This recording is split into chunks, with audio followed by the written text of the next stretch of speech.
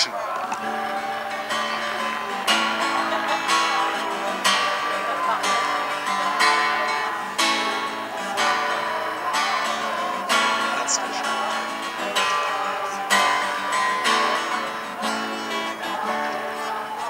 Wir fuhren mal wieder der Freiheit entgegen, zu Kunden in Seewand auf meerweiten Wegen, beladen mit gerade errungener Fracht, hat uns doch Fortuna mit Segern bedacht.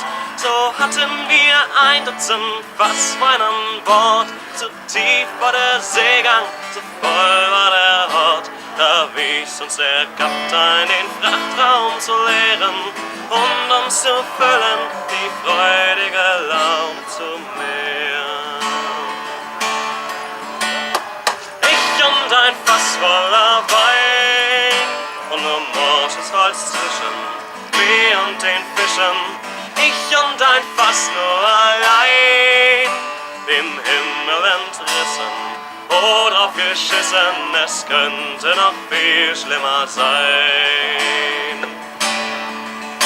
Ja, lang war die Nacht und der Durst war so groß, und bald war denn jedermann trunken halt los. 11 Fässer wir löschten in Seemannsmanier, voll war der Mond und noch voller waren wir. Der Kapitän war wieder der strammste von allen, beim Pissen ist er von der Reling gefallen. Zu retten ihn sprangen noch viele in See, doch bei unseren 12 Knoten war das keine so gute Idee. Nee, nee, nee, nee, ich und ein Fass voller Wein und nur morsches Holz zwischen mir und den Fischen. Ich und ein Fass nur allein, dem Himmel entrissen, oh, drauf geschissen, es könnte noch viel schlimmer sein. Wer später dann noch nicht von Bord war gegangen, der kroch noch im Suff auf der Reling entlang.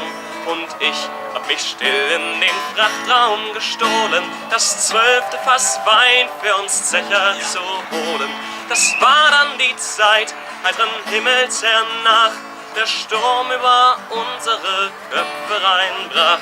Das Ruder barst kurz nachdem unser Mast fiel, und nach wenig derweil als ein Felsen wir unter dem Kiel. Ich und ein Fass voller Wein und nur morsches Holz zwischen mir und den Fischen. Ich und ein Fass nur allein, dem Himmel entrissen, oh, drauf geschissen, es könnte noch viel schlimmer sein.